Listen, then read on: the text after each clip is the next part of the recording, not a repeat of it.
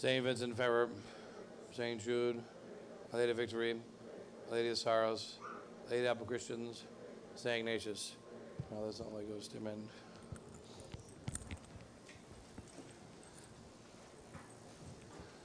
So then we'll continue here. Now we arrive at 2012. Maybe I can half those lights. Where is it? All right. Too many things open here.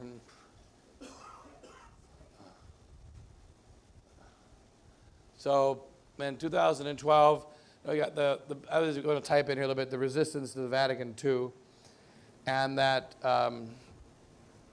there's a theoretical resistance, which of course is to stand for the truth and be good.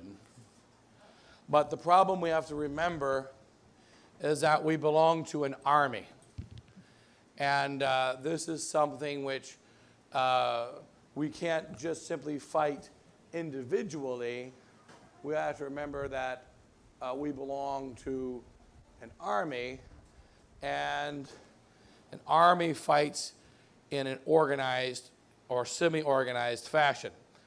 And that even when a soldier fights by himself, blowing up bridges or fighting against the enemy because he's stranded alone in the jungle, he has his uniform, he knows the enemy uniform, he has general duties that he has to fulfill, and he has rules of combat. What happens when a general dies, when the captain dies, when the sergeant dies, then when the E4 dies, then the highest ranking loser equals the general. He has the degree of authority required to discomfort the enemy and to continue the battle plan that has been given to him, provided his reason tells him that I can no longer fulfill that battle plan. So even if he has an order, there are rules of when I don't follow the order, when I do follow the order. He learns these things in boot camp. He belongs to an army. Now there is a supernatural army, and the resistance of Vatican II is a combat of soldiers in an army. It's not a free-for-all. And that it is soldiers in an army. So Father Hannafin, for instance, a priest in Boston, Kentucky, a priest from Louisville, 35 minutes from here, when Father Hannafin is standing up against Vatican II, he stands up as a diocesan priest in the Diocese of Louisville, Kentucky, and he stands up against his local bishop, and he tells him, I'm not saying this new Mass because it's not of God. He makes a visit to St. Meinrad's Seminary with about 400 seminarians, and it went down to only about 50 of them. And St. Meinrad's Seminary in southern Indiana, and he goes to the rector of the seminary, and in front of all the seminarians, the Irish priest says, I learned the love of the Mass, the love of Latin, and the love of the liturgy here at St. Meinrad's. And you have destroyed it. They were one of the first ones to rip out the altar, destroy the stained glass windows, and be most progressive in the new Mass. You have destroyed it, and you're all a bunch of devils. So he got in his car and he drove them there to make sure that they were informed. And he yelled at them. The rector was scared of him. The seminarians backed away. And Father Hannafin told them they were all full of crap. They were going straight to hell, and why they were going there. And then he came back here and continued the Mass. And that the Mass must continue. St. Meinrad's is a very liberal, modernist seminary in southern Indiana. It didn't used to be, but it is now. Although, in fact, it was, because Father Hannafin remembers when he was in training in the 1945. He was ordained in 1945. He remembers in the 1940s how they said, in the future, we need a council. They told him that in the seminary while they were teaching all the traditional theology. And there needs to be a reform of the church. So when the 1960s came and they came to reform, he was very excited about it. He says, yeah, look at the corruption in the 1950s. Look at how immoral our families are. Look at the way the church is declining, how bad things are. We need to reform. He was very, very happy about it. In 1962, the first session of the council, Bishop Joseph Flourish, who was not a very old bishop, the bishop here of Louisville, Kentucky, was like an identical twin of St. Pius, of Pius XII. You put them together, they look like identical twins. One was Italian, the other one was German.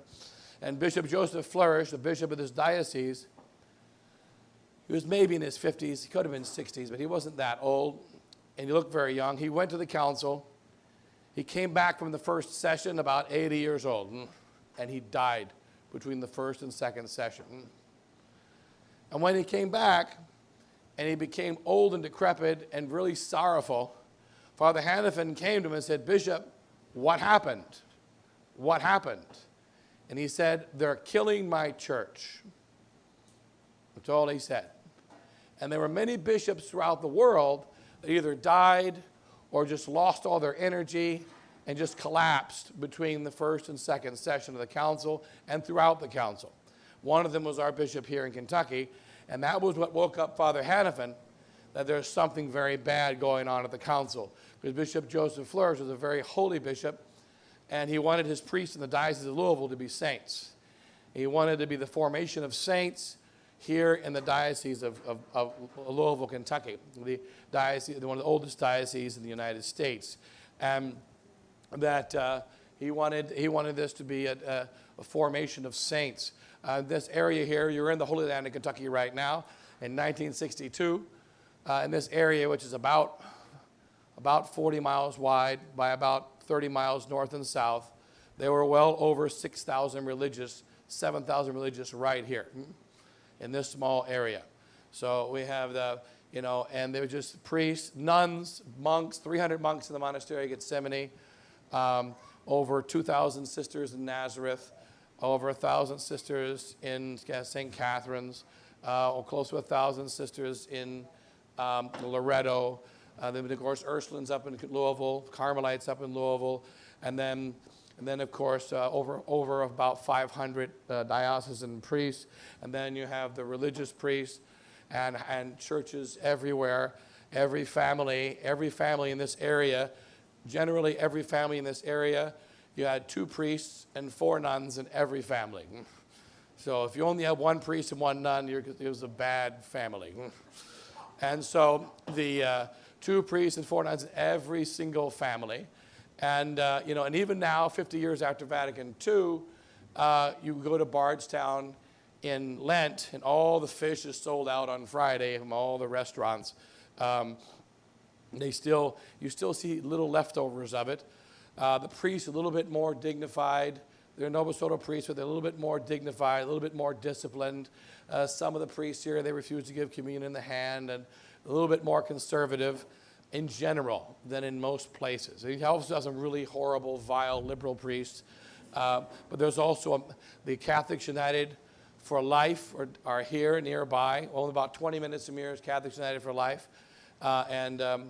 They printed the Catechism of the Catholic Church and sent it all over the United States, the Modernist Catechism of the Catholic Church.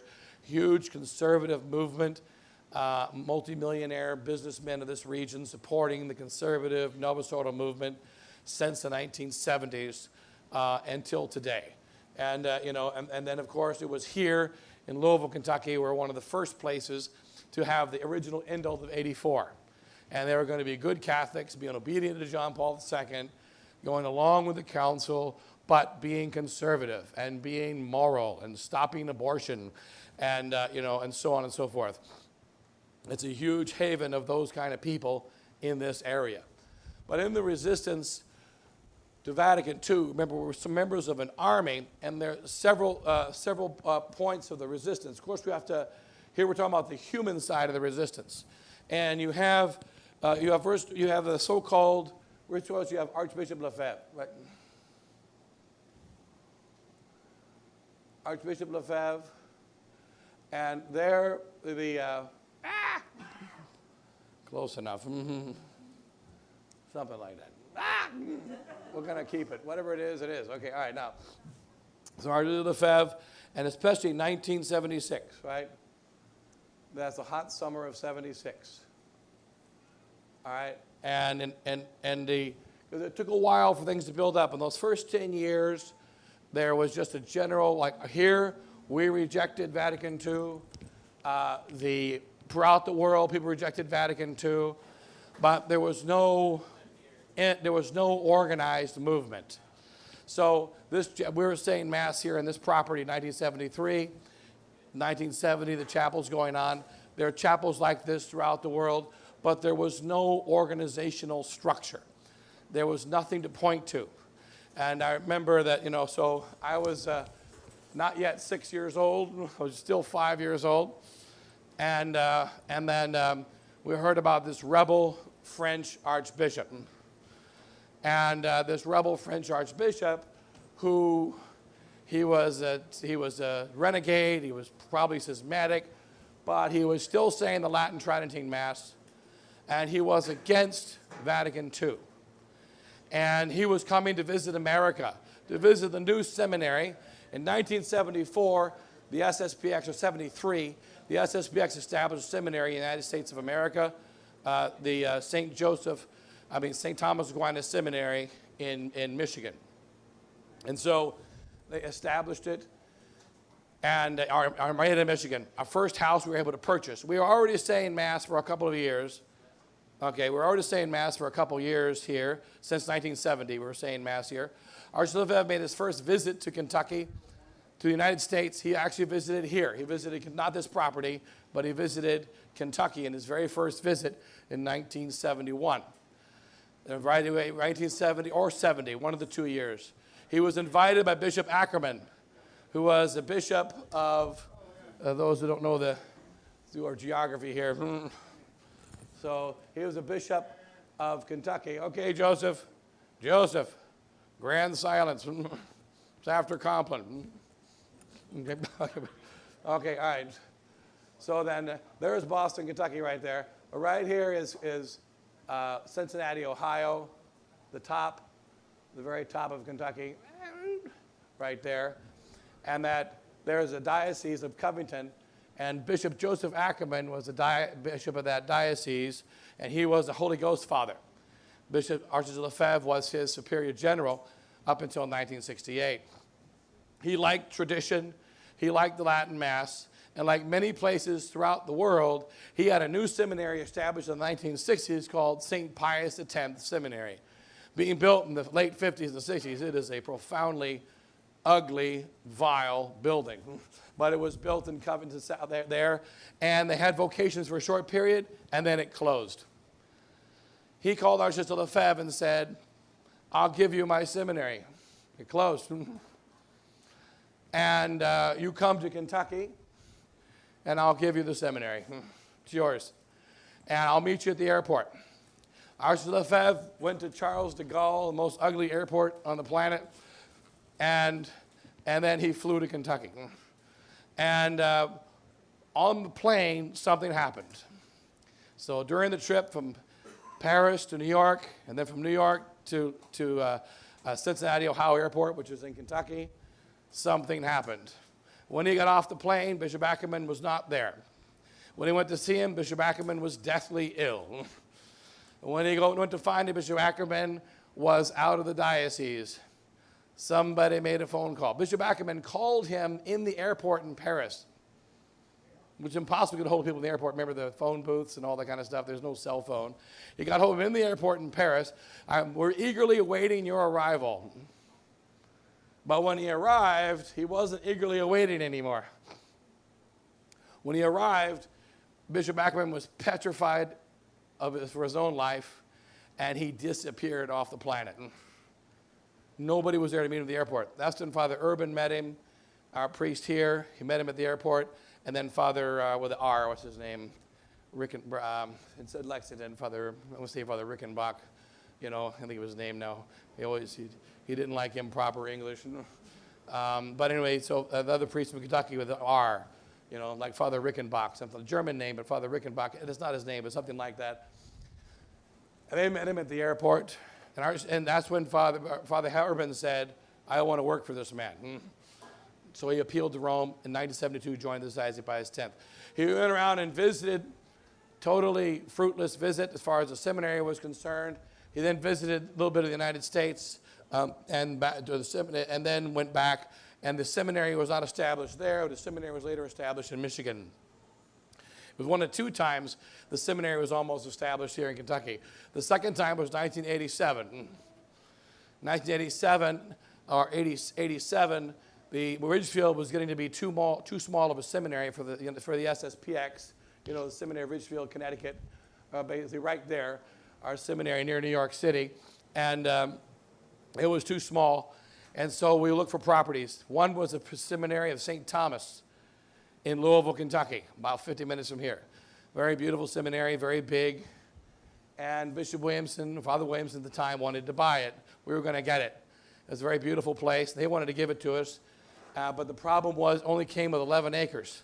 So the east end of Louisville, and very beautiful seminary, about twice the size of Winona, 1.5 times the size of Winona, but 1.5 times bigger than Winona, and with a much bigger chapel, and it was shaped kind of like the letter H with a church in the middle, and then priests, seminary wings on either side, And it's interesting because Father Marks is telling me how in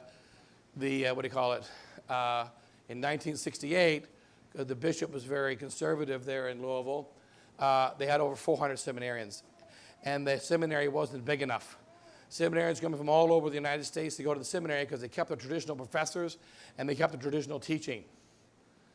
But then the new bishop came, and the new rector was assigned, and it became one of the most liberal seminaries. 1972, it closed. So in 1968, they had 400 seminarians, and 1972, they had 4 seminarians, from 400 to 4 in 4 years.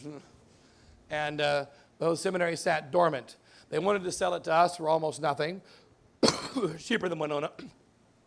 But Bishop Williamson said no to it because it only came with 11 acres.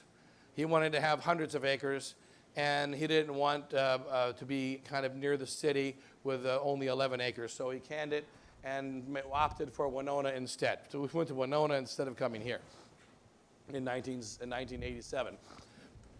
And then that was here. That's where we are. And then the seminary established. But in any case, in the resistance of Vatican II, the soldiers fight as soldiers. So Archbishop Lefebvre is a bishop. He's going to fight as a bishop. Father Hanfman's a priest. He's going to fight as a priest, as a parish priest. And we have to fight according to the rules of combat. And so in this combat against Vatican II, but there was no, we all knew we had to stand up against Vatican II. We all knew we had to, do the right thing, but there was nothing to pull us together. And then in 1976, Archbishop Lefebvre had his, I think, 50th anniversary or 60th anniversary of priesthood. And then there was a celebration in his home near Belgium and in northern France. And then the news spread throughout the entire world. That was in the summer. Earlier that year, he came through here. And then I was confirmed by him in Michigan. And in May of 1976. And he confirmed at least 10,000 people that year. And it was a year of really getting going in the big fight that we have to stand up against Vatican II. 1974, Archbishop Lefebvre made his declaration that the only way to remain faithful is to resist the Rome neo-modernist tendencies. Not just to resist the tendencies, but to resist the Rome. See, here's the thing about a war. A war requires soldiers. There was a very good professor of education named Dr. John Sr., who lived in Kansas, and he spoke about the idea. He wrote a book called The Idea of a School. And he said that what is a school? And he said very simply, school equals faculty. School equals faculty. You got teachers, you got a school. You got good teachers, you got a good school. You got bad teachers, you got a bad school. You got no teachers, you got no school. Now, teachers often use blackboards Teachers often instruct inside of buildings, but without teachers, and they have a curriculum, but without teachers, you don't have a school. And so, just like you say, teachers equal faculty, this is what we got to understand in the battle against the devil. The army is the generals. The army is the soldiers. The soldiers will have weapons. Sometimes they will have updated weapons. Sometimes they will have old-fashioned weapons. They might even have no weapons. But the soldiers are what make the army. And Archbishop Lefebvre was very much a practical man. Like Father Cassette, he was an electrician. and then like myself, he was a builder. Always building things. And the thing is, and he did know his theology and philosophy, but he was very much a man of action and practice. You know, that one of the first things he did as a new priest in Africa, he was on his way from one mission to another, and there was a river. So he built a bridge. Built a bridge. And then he ran electricity, ran lights, built schools, built seminaries, built missions, built houses for the faithful. And, and so he recognized that when you're going to fight for the faith, you can't just fight ideas. You can't just fight spirituality. You need real soldiers who are going to build real things in the real world to convert souls to Christ. He very much recognized that. So Archbishop Lefebvre, in 76, it began to be this pulling together of people of tradition. As remember, at that time, any Latin Mass, if you see a Latin Mass anywhere in the world, that's illegal. Pope said you can't do that. Pope forbade that. And so, everywhere in the world, if you said the Latin Mass, you were forbidden. And we said it anyway. And then furthermore, if you criticize the bishop of the seminary, did you study theology? How do you know Jesus is a God? He's a theologian. How do you know that you can't go wrong with the Hare Krishna movement? He's a theologian. Are you a theologian? We heard all that kind of garbage in the 1970s. And the faithful and the priests said, forget it. We are standing with our fathers, with our ancestors. We're in exactly the same situation in 2022. Nothing's changed. All that's happened is we're going further and further along in stages of division.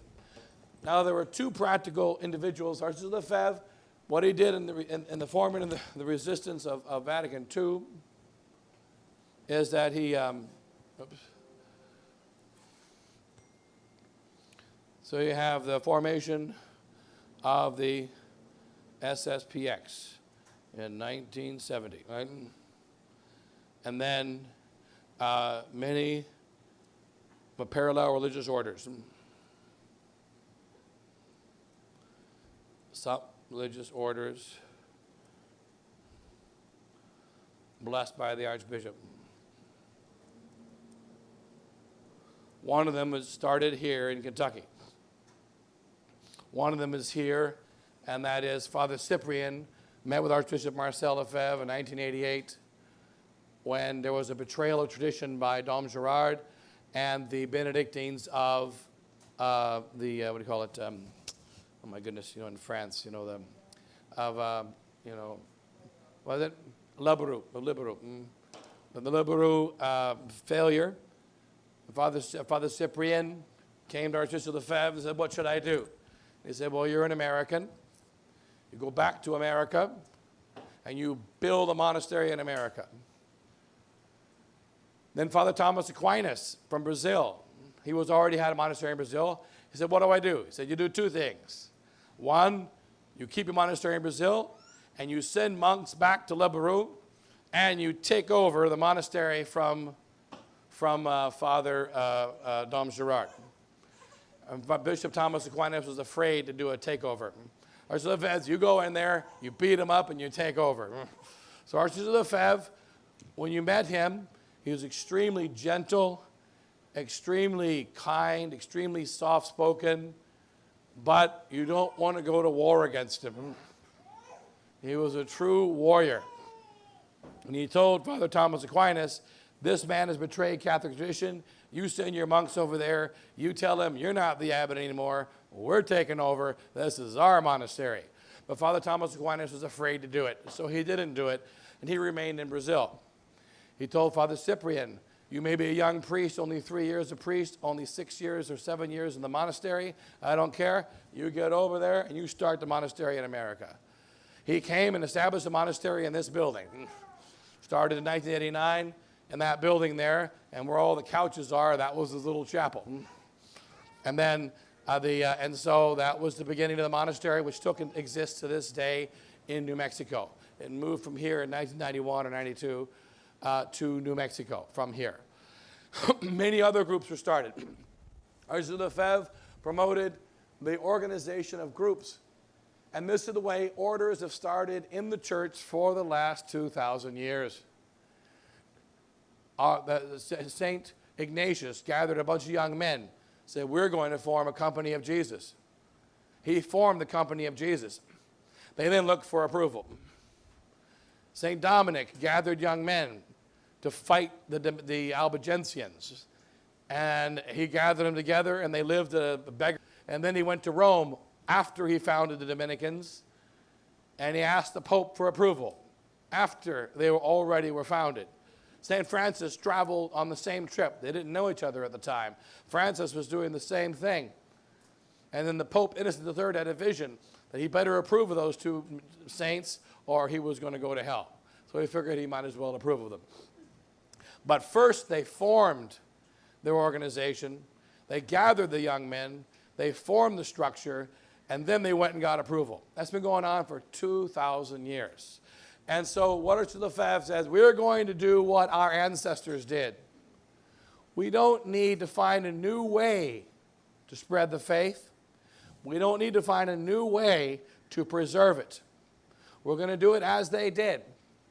He is the one who told Dom Gerard, you're a Benedictine, you run your own Benedictine monastery. You leave the monastery of the modernist superiors that you have, and you form a Catholic traditional monastery, which he did in the early 1970s. He told Fongambeau or Fonjo to do the same thing. You form your own Benedictine monastery. And both of them ended up compromising and going over to the modernists. But not all ended up being successful. But his policy was the same. Organized resistance. That's Archbishop Lefebvre. We must have an organized, structured resistance against the heresies of Vatican II. Also, Archbishop Lefebvre provided hope for the entire movement of tradition, because now for the first time there's a visible bishop. Because without a bishop, the Catholic faith dies. We need priests. Priests must be made by bishops. We need confirmation. Confirmation must be done by bishops. Bishops are necessary for the continuation of the Catholic faith. It is by bishops that the Catholic faith has continued for the last 2,000 years. And it hasn't changed since Vatican II. We finally have a bishop with Archbishop Lefebvre who is going to preserve the Catholic tradition. He's going to act as a bishop. He's going to ordain priests. And eventually, he will consecrate bishops. He waits until 1988 before he consecrates the bishops. But meanwhile, at the same time, you have another bishop, which is Archbishop Tuck. We'll just write, not the whole thing. So Vietnamese.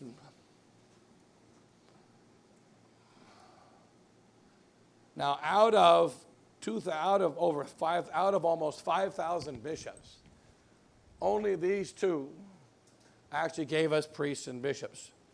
When you consider the number of priests, bishops at Vatican II, in 1965, 250 bishops said, we're against this council. We're going to preserve the faith and tradition. Ended up being only 2 of them did something. 2 out of 250. Now, in our present situation, we're going to find it's going to be very similar. In 2012, in the Society of St. Pius X, there were over 200 priests. I remember talking to my dad back in 2012, I called him up from the Philippines. I said, well, you know that right now Bishop Williamson says he's supposed to be 100% speaking out against the modernism going on in the society, and that there's almost 600 priests in the society, and way over 200 of them are very upset with what's going on. So Bishop Williamson said, you go out and you blast Bishop Fillet. You go ahead and preach the truth, and there's over 200 priests behind you. So I called my dad, and he said, yep. What's going to happen is this. You're going to look this way, there's 200 priests behind me, and then you're going to say, charge. And then you're going to turn around, and it's going to be an empty field. And that's exactly what happened. But there were over 200 priests. And I met with over 100 priests that year of 2012. So we got to continue this work. We must continue to fight. And our Archdiocese have recognized two essential practical elements in the fight against modernism. We have to plan to fight long-term, not short-term. So there are two essential elements, practical elements. One of them is there must be an independent seminary. That's an essential element, because a seminary that is under the direction of the diocese or a seminary under the direction of a corrupt religious order is going to be destroyed. They just change out the superiors, change out the rules, and your seminary is destroyed. So there must be an independent seminary. Secondly, connected to the seminary, there must be missions. There have to be missions. And I don't have a drawing here of all the missions of the old days. Again, this is one of those things that takes a while to do. This is, you see here in our missions, so 2012, more or less. This, again, is not accurate, but it's close enough for government work, right? So the missions we had in 2012 and then 2013. But also notice here, these are places where I visit and say the Mass. And, and then it's not all there. 2014, 2015, and that's the last update, right? So it's been a while. I wanted to get everything updated. But nonetheless, you see that in Canada, United States, Canada, and then England, where we say Mass in our places in England, where we say Mass there. Also Germany. And, so I'm not going to Germany anymore. I was going to Germany. And then, and then we have friends in Spain, Italy, and all these in the countries. And then you see here, and so our parishes in India. These are my parishes in India. Or I'm going to say Mass in India. And Father Pancras is down here. So I visited Father Pancras, but no chapels down there. Down in Tuticorin, that's where Father Pancras. This area in the south here is where St. Francis Xavier did the majority of his work, right? And then up to there to Madras. And Arancandier is a principal village. We have about 3,000 faithful there in Arancandier. And and that's where that's our biggest chapel, single chapel that we have. And that's the place where I was a priest. It's interesting. That's the one place where we had an exact opposite of a normal Vatican II. And it was typical SSPX. When Bishop Williamson came to visit one time, and I say Mass in the main village church because the faithful won't let the Novus Ordo priest say Mass there. It was built in 1842, I think. And the original church was 1700, but 1842. And so I say Mass in that church. And the Novus Ordo priest, there's a convent attached to the church where they have 7 Novus Ordo nuns.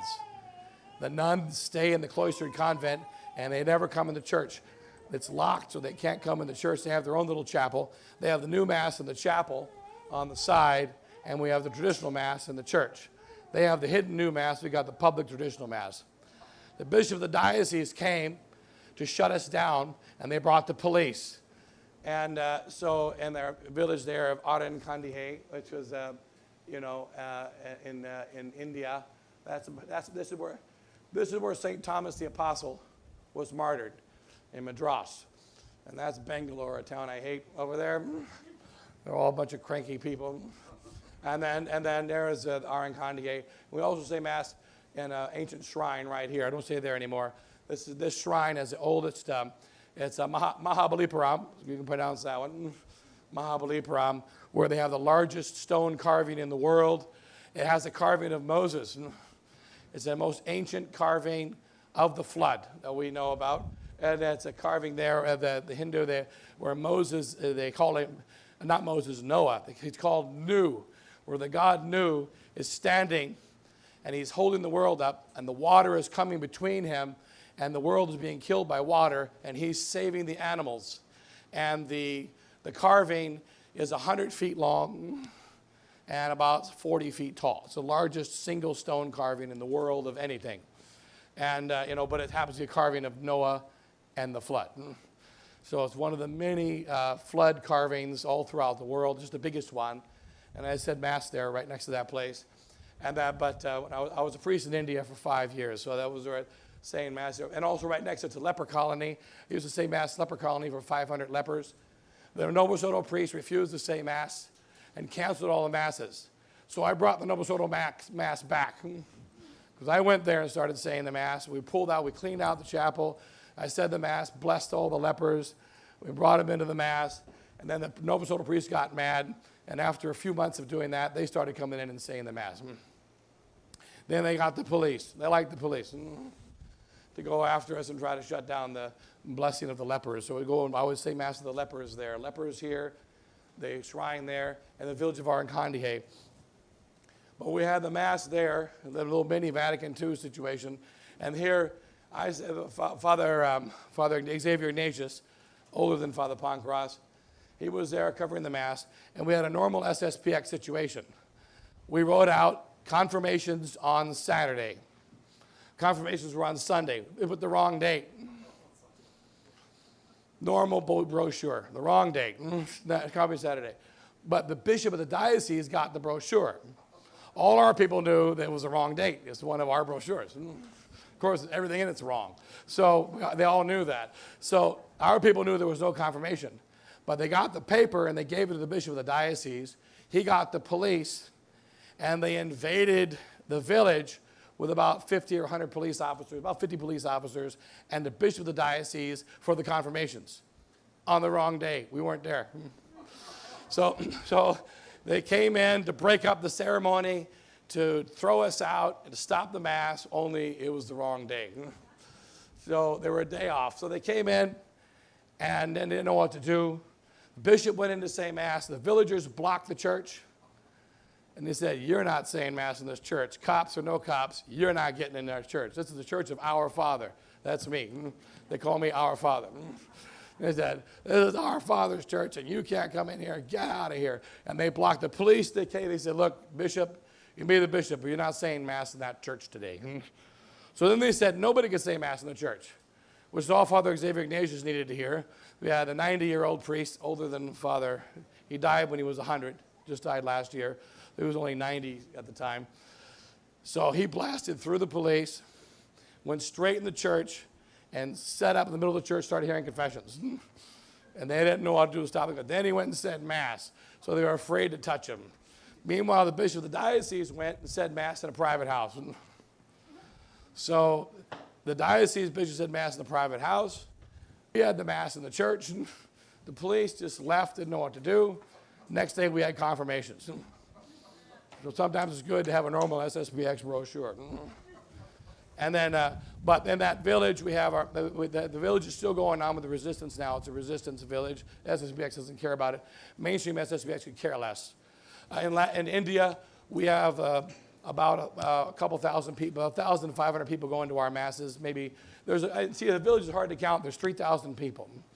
But only about 300 come to the regular Masses, and on the feast days, you have about 2,000 people come to Mass. And then, and so which is only a few times a year. But otherwise, they don't all come. One thing I did notice from Arankandihe, though, is the power of the Mass. Because I don't speak Tamil, they don't speak English, but I would give this Mass there every single Sunday. And I noticed the 300 people that never missed Mass. After a year, you could see their faces changed, their whole spirit changed.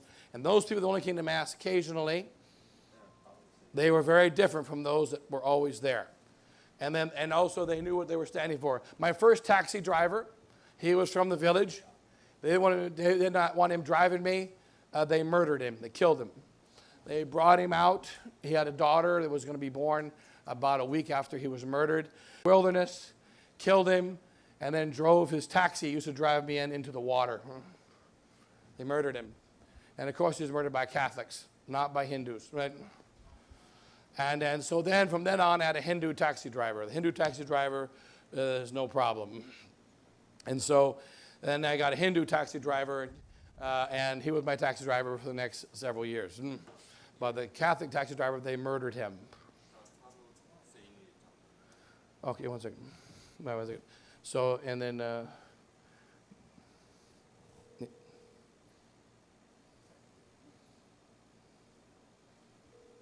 if you have your answers, one second. You gotta make 2 seconds. Okay, Father Poison has to go annoy Mrs. Burns, and he's asking if you got anybody to preach a retreat. No, but go ahead and take care of the anointing.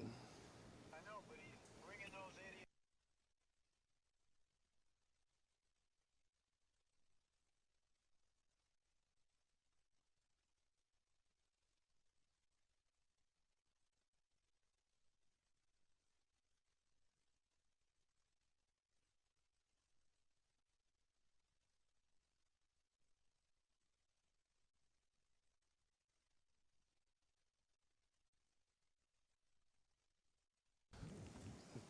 So then what do you call it? So with regard to the village here, in any case, the little mini Vatican II thing. But the fact is that, so this is our territory in India, this is southern India, and I lived here in Bombay, in Bombay, and there we have faithful there, faithful here, faithful there, faithful with about 70 faithful here in Madras. Built a church in Madras about 80 feet from St. Thomas's Cave, where he lived for 40 years, and it's our Resistance Chapel there. And then down here, we have another church down there that's built, Resistance Chapel. And they want us to take over in the south, but we don't have the means to be able to do so. And then here we have the Mass, and there we have the Mass in India. And then we also travel to other places. And down in Goa, Goa is missing there. No, that's Goa, sorry. And then Bangalore here, Goa there, and Bombay there. Yeah, and so that's the areas where we go and say the Mass in India. And then Singapore, we have Mass there, and KL, right? Mass there. And then because remember the resist, because I'm a priest of Asia, Father Giselle and I are priests of Asia. We began our work in 2012 in Asia, here in the Philippines, and then first of all Philippines and Singapore and India. Then we came over to the United States at the same time, so that our first official Resistance Mass we had in 2012 was in Manila, and and there's our beloved Philippines, close enough, and then so the main territory. This is Bohol is the main place where I used to say Mass, and then Cebu, and then over here in Iloilo is missing, but we have Mass there, and then the island of Leyte, also down. Less of it down in Mindanao. Father Tim, my brother, is stationed down here. And I was stationed with him at the time of 2012 there in the southern part of the Philippines. My territory was mainly up in here, and all these places where I went and said the Mass, and then we helped bring those people back to the tradition right away. And Father Giselle is over there saying Mass in the Philippines.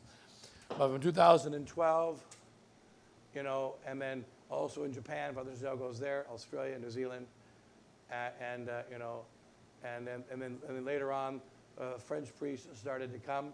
Now there's multiple French priests who are in France, and there's a couple in England, and Ireland, and then in South America right away, Father Thomas Aquinas in Brazil, and a couple of other priests ran around, particularly Brazil and Argentina, and also in Mexico, and running around in our little battlefield of tradition. So, but the thing about the Archdiocese of Lefebvre's principles, first there needs to be a seminary, independent seminary. But then with it must be connected missions. The missions provide two things. want the missions. Of course, they are a means of vocations, of developing and spreading the faith. And so that the missions are the place where the priests are going to work when they get ordained. But also they're essential for the development of the faith. And the missions have to be connected to the seminary. So that there come your vocations, and there comes the place of the development of the apostolate. This is how the apostles, for the last 2,000 years, starting with St. Peter the Apostle and our Lord Jesus Christ himself, all the way to the present, worked in the continuation of the faith. You have a base of operations from which the priests come. From there, they go out to the missions, and they are going to continue to spread the faith. And so unfortunately, I wasn't able to update this because update all the details of this. But nonetheless, you see that there's where the works of where we have the Mass and so on. And that Archbishop Lefebvre did exactly the same thing right away in the beginning. In the very beginning, he went to India. He went to the Taj Hotel in India, said his first Mass there in India in 1976.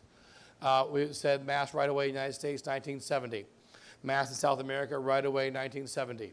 The first priests of the society were international from the very beginning.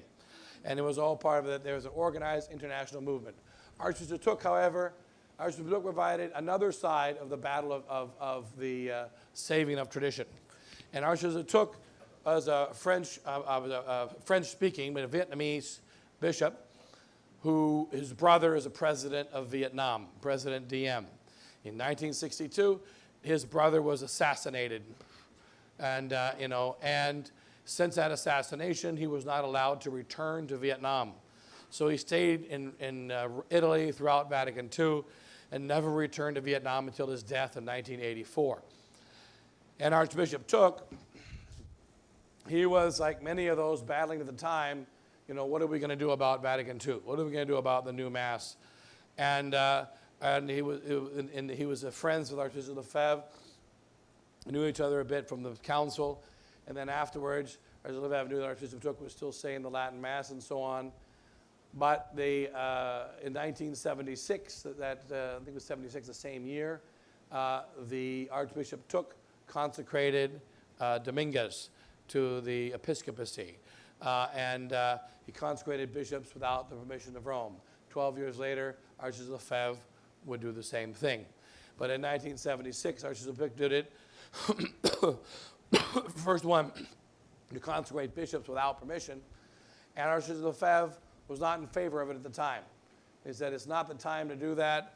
It's too early, and it makes tradition look bad. Archbishop Took consecrated Bishop Dominguez, who was a seer, who believed he had visions and the stigmata, and Our Lady appeared to him and so on. But he was all part of that movement of the early 70s.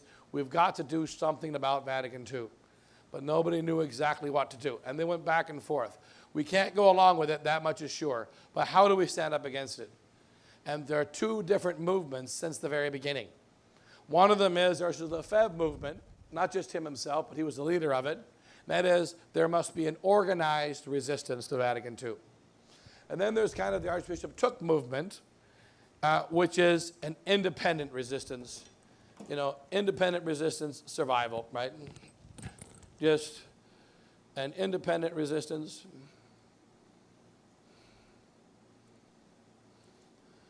Resistance and, just survival. And that we've got to just simply act. We can't wait, we got to act. And that the weakness Archbishop Took, of course, is that he didn't form any seminaries. He didn't form any structure. And of course, it was at that early stage, it was very difficult. He consecrated the bishops. He was really hoping to do something to preserve the Latin Mass, preserve tradition. When he consecrated Dominguez, shortly afterwards, within 2 years, 1978, Paul VI died. And Dominguez made himself the successor of Paul VI. And he became Gregory the 17th. Archbishop Took, of course, repudiated that, and they formed a sect of Palmar de Troya. And that the consecration took place in Palmar de Troya, Spain, the first one. He consecrated at least 11 bishops. and of course, a couple of them were certainly, it seemed to be men not worthy of being consecrated. And here then begins the whole controversy of Archbishop Took. Now here we say that there are two bishops who did something about tradition, Archbishop Took and Archbishop Lefebvre. And if these two bishops didn't do anything, nothing would have been done. The bishops who should have led the way, Cardinal Ottaviani was an obvious choice. Imagine that Cardinal Ottaviani did what Archbishop Lefebvre did. Had Cardinal Ottaviani, the head of the Congregation for the Doctrine of the Faith, one of the most orthodox men in the Catholic Church, the chief author of the Ottaviani Interventions, telling us that the new Mass departs from the Catholic doctrine of faith in whole as well as in detail. Cardinal Ottaviani wrote that, and then Cardinal Ottaviani celebrated the new Mass. So Cardinal Ottaviani, he accepted the new Mass because of obedience, and yet he recognized that it was evil. Right? And so Cardinal Ottaviani thought that the intellectual fight would be sufficient. The Pope will understand. He wrote the document. It still exists. It's in the archives. The document says Vatican II New Mass is evil. It's correct. The document was given to the Pope. Paul VI received it. And he said, I received it. And then he approved the new Mass and put it out anyway. The practical effect of the document as regards Rome, it was useless. It's been beneficial, however, to many souls since then, since Cardinal Ottaviani and Bacci put this document together at the behest of Paul VI and pointed out how bad the new Mass is from a Catholic faith perspective. So you can read it and say, this comes from a cardinal. This is the traditional teaching of the Church, and that the new Mass is intrinsically evil. It does not fulfill the requirements of a Catholic Mass. But then Cardinal Ottaviani went ahead and said the new Mass, or he went along with it. What if Cardinal Ottaviani stood up like Archbishop Lefebvre? At least twice the number of Catholics would have followed him. And many bishops would have followed him. Archbishop Lefebvre, however, though he was Superior General of the Holy Ghost Fathers, which is a very prestigious position, he was the apostolic delegate of Pope John the 23rd for Africa. He had positions of authority, but he was retired, which means he had no authority of any kind, and he was just a nice old archbishop. When he visited many bishops all throughout the 70s, he wasn't doing nothing between 76 and 1965. During those years, he founded the Society of St. Pius X. He visited bishops throughout the world, particularly in Europe and in France, to tell them, you need to join me and join tradition. We need to stand together and fight against this modernism. And 0 of them stood with him. 0. So he had to stand up by his own, and he did. Later on, Bishop de Castro Meyer in Brazil would join him in 1980, 10 years later. Nothing against Archbishop de Castro Meyer, but he waited until the boat was floating. He waited until the ship was safe. He waited until he retired. Then he joined the army. Archbishop de Castro Meyer should have stood up in 1970, but he didn't. He waited until 1980. Bishop de Castro Meyer did stand up, which was a consolation to Archbishop Lefebvre, but he never went outside of his diocese in Brazil, and his movement is essentially dead. And so Bishop de Castro Meyer also kind of did an independent movement, but he came later. At the beginning, it was Archbishop Took and Archbishop Lefebvre. When Archbishop Took consecrated the bishops, he was defecated on by everybody. He said, you consecrated a bishop without the permission of Rome. And besides, you chose a nutcase. What are you doing? And then he consecrated more bishops. When it turned out that Dominguez seemed to be a nutcase, Archbishop Took was afraid, and he asked for the excommunication they received to be lifted, and it was lifted. But later on, he realized the church is not getting better, it's getting worse. So he consecrated again, eventually about 11 bishops. And then he was excommunicated again and he asked for it to be lifted a second time. But then after the second one, he consecrated again. And then he ended up dying in union with Rome in 1984 because he was basically kidnapped. He was kidnapped. He died in Missouri in the United States of America. He visited U.S. in 1983 to have a visit. But then they took his passport from him, and he never returned from his visit. He was kept here until he died. So his temporary visit ended up being about a year and a half. He ended up being basically kidnapped, and he died in a Vietnamese monastery in Missouri, basically under house arrest from Vietnamese monks. And, so he was kidnapped and then died in exile, basically, in 1984. And so, but Archbishop Took, consecrated through him, come many, many bishops and priests. And from Archbishop Lefebvre, bishops and priests. So I'd estimate from Archbishop Lefebvre, at least over 1,000 priests. I'm going to guess maybe 1,500 priests. From Archbishop Took, another couple thousand priests. And Archbishop Lefebvre, you have about, he consecrated 4 bishops, and then Bishop Williamson consecrated 3, so that's 7 bishops from him. And then from Archbishop Took, you have several hundred bishops. It's there from Father Chikata said, there's a bishop in every garage. So, so that many of these bishops never went to a seminary. Many of them never received training. They just got consecrated, ordained, and consecrated, and they continue their work as whatever they are. And so that the Bishop Took line is very much mocked and maligned. Did you find that video of? Okay. So here, the correct one, right? It's not like your graduation or prom or something. But I don't know what this video is. Because it's on the internet, but they're trying to get the actual, yeah. Okay. So here we'll have a little, all right.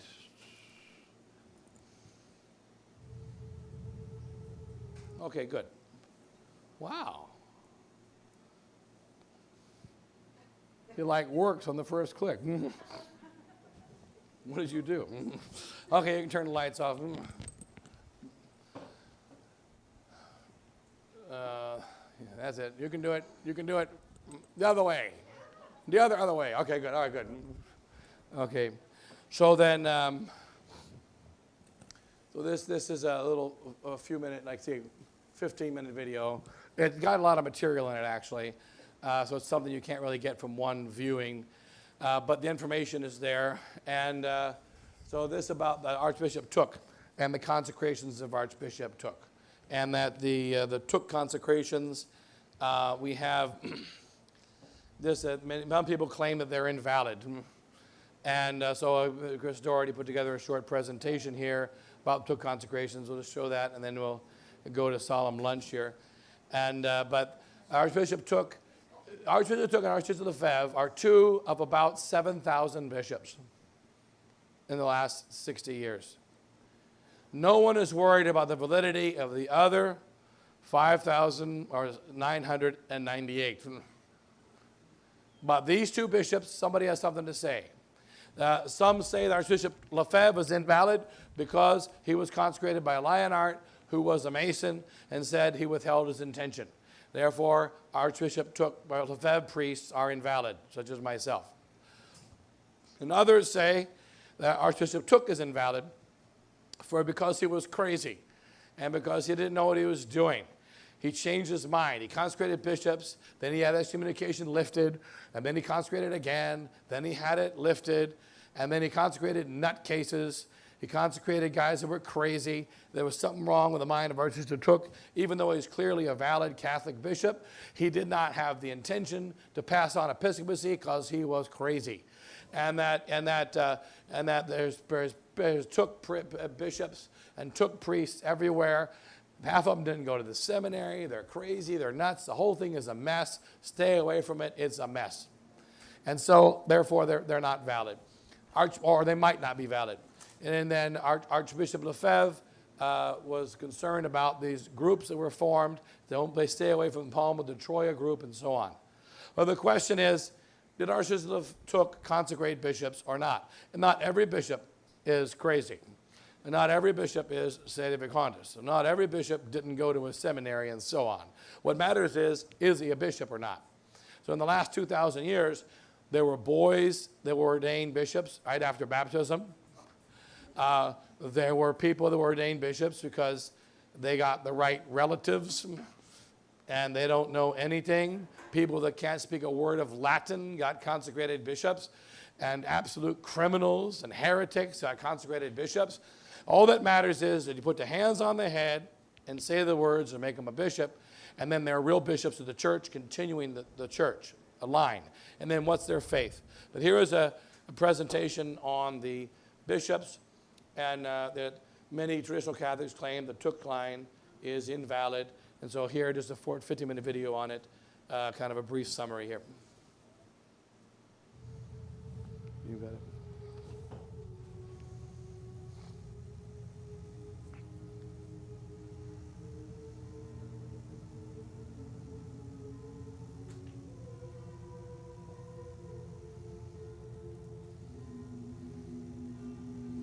I better wake her up.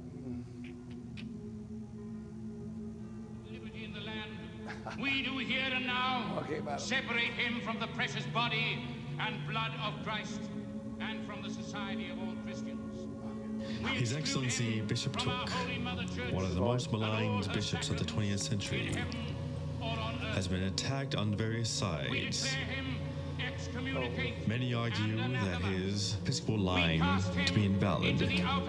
They have laid out many arguments against him in order to prove that he did not have the right intention in confecting the sacrament, and therefore his sacraments are doubtful and are to be treated as invalid.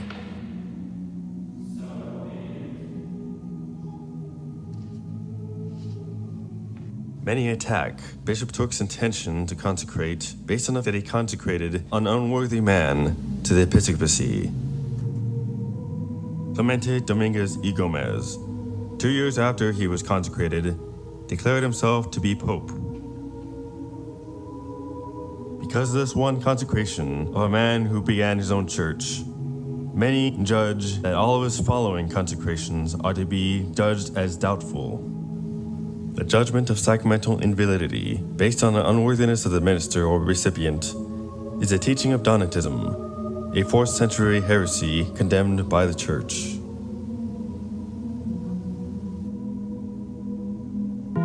What does the Church have to say about the validity of her sacraments and the validity of the consecration of bishops?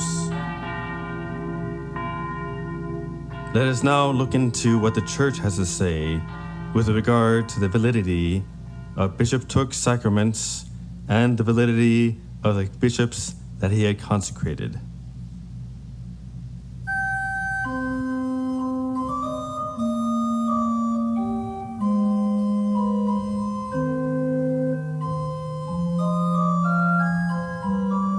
The argument against Bishop Took's intention to confer valid sacraments are one, that he was crazy and therefore could not have the proper intention, and 2, that he said after the fact that he withheld his intention.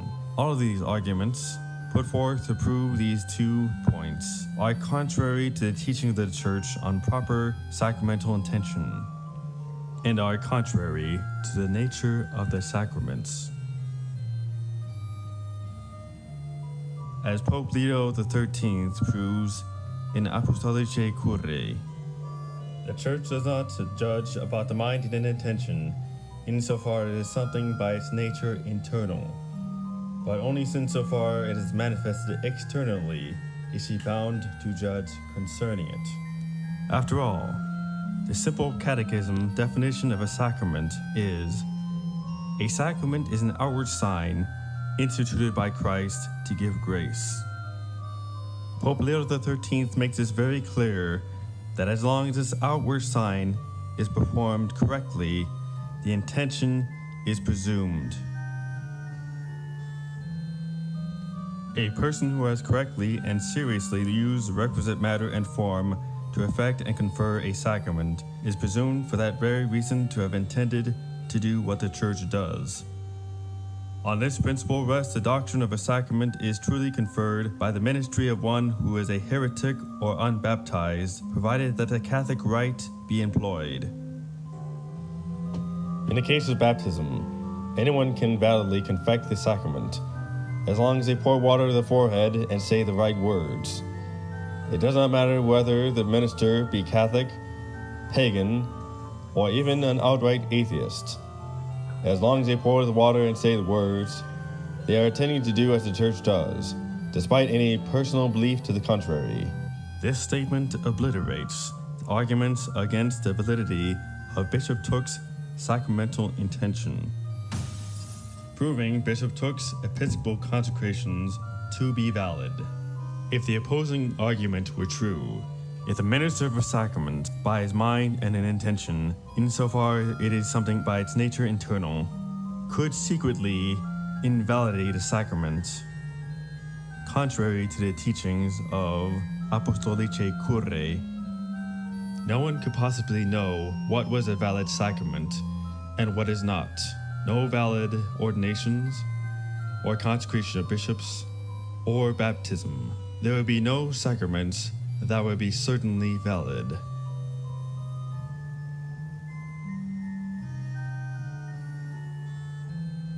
In an article on the SSPX website, the author of the article cites a testimony of Bishop Tooke testifying about his own mental stability when he performed the consecrations of Palmar de Troya.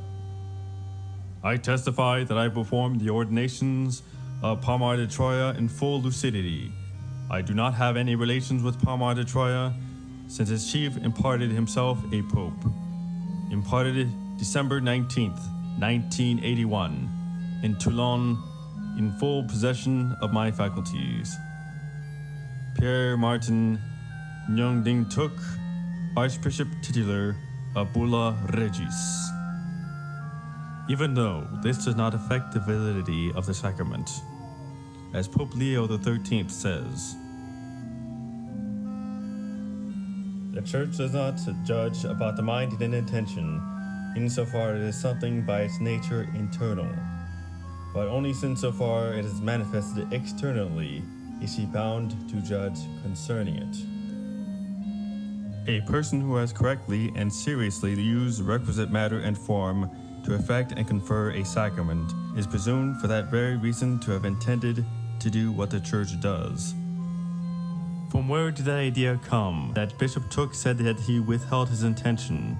What are the sources from which people draw this conclusion? Gossiping traditional Catholics spread baseless accusations claiming that Bishop Tooke withheld his intention when consecrating bishops. Did you hear that Bishop Tooke withheld his intention when consecrating bishops? No. Bishop Tooke withheld his intention. I know. There's documentation saying that Bishop Tooke withheld his intention in consecrating bishops. Bishop Tooke. He made false bishop. This sounds like a report for Ad Hominem News.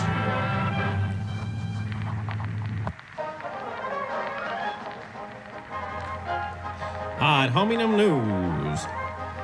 Traditional Catholics declare Tooke bishops to be invalid. Yes, folks, a traditional council of traditional Catholic priests and laity have spoken. Inspired by Donatus Magnus, a 4th century bishop condemned by the Church for teaching that one who is unworthy cannot administer valid sacraments. Now it is time for a lesson in history.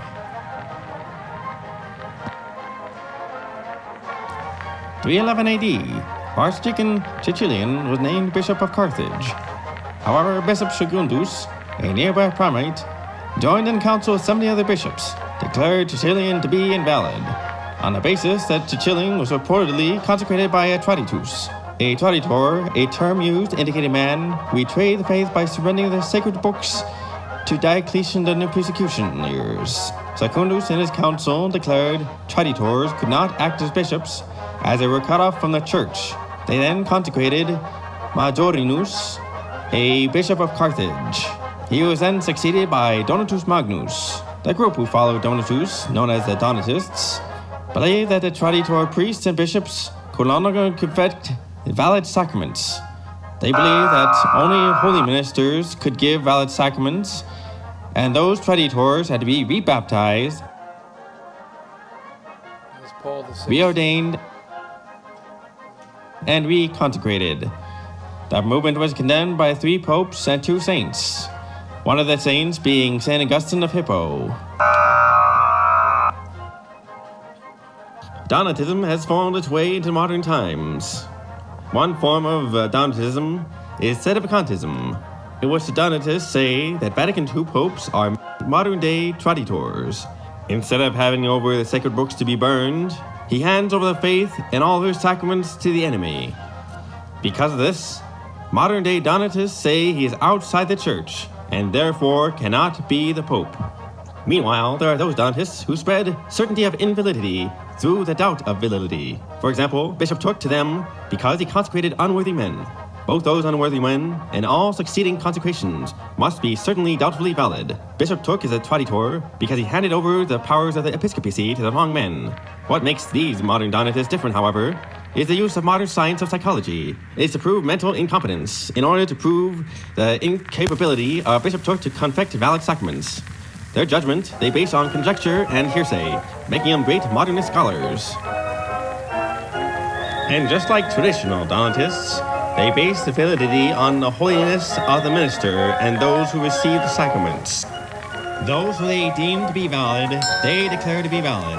However, those who they deem unworthy, they declare to be invalid. Now a word from the most preeminent theologians of doubt. Bishop Took did not have the right intention. That means he's invalid. He was out of his mind. That means he's invalid. He withheld his intention. That means he's invalid. He said the new mass. That means he's invalid. You keep using the word. I do not think it means what you think it means. Well, we know one thing about his sacraments. Yes, sirree. They're doubtful. But what's this? Pope Leo XIII had this to say in Apostolicae Curae. The church does not judge about the mind and intention, insofar as it is something by its nature internal. But insofar as manifested externally is she bound to judge concerning it. A person who has correctly and seriously used the requisite matter and form to effect and confer a sacrament is presumed for that very reason to have tended to do what the church does. Once again, in the Pope's own words, a person who has correctly and seriously used the requisite matter and form to effect and confer a sacrament is presumed for that very reason to have tended to do what the church does.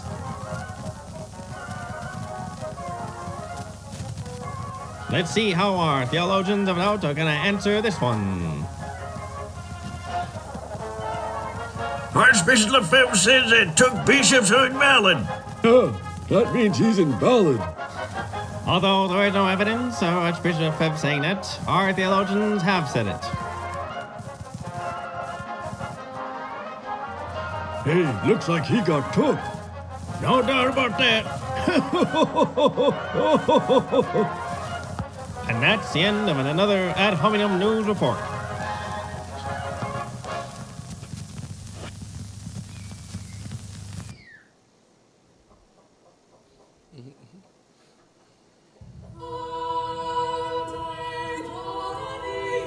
To those who in the spirit of Donatus declare the consecration of Bishop Gomez by Archbishop Took to be invalid based on the unworthiness of the recipients, keep in mind the words of St. Athanasius in the year 325 AD. The floor of hell is paved with skulls of bishops. Throughout the history of the Church, many unworthy men received the power of the episcopacy, including Judas, ordained and consecrated by Christ himself, who knew Judas would betray him.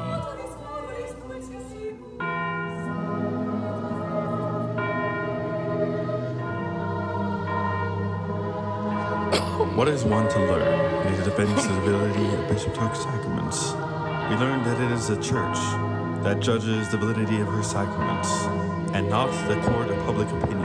In the court of democracy, it was the faithful that demanded for Christ to be crucified. To defend the validity of Bishop Took's sacramental intention is to defend the integrity of all the sacraments.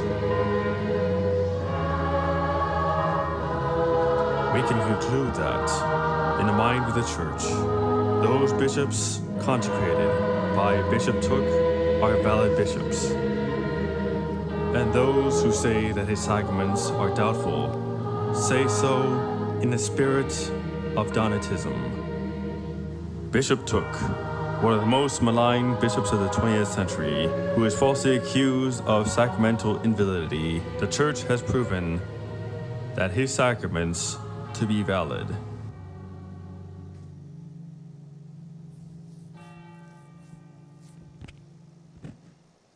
Okay. I said they can bring in the solemn dinner. Okay. That's it. You can't miss that, Father. There's also pontifical. Yes. Yes. Okay, we'll say a prayer here. And Father, Son, Holy Ghost, amen. Glory be to the Father, and the Son, and the Holy Ghost. St. Vincent Ferrer, St. Jude, Lady of Victory, Lady of Sorrows, Lady of Christians, St. Ignatius.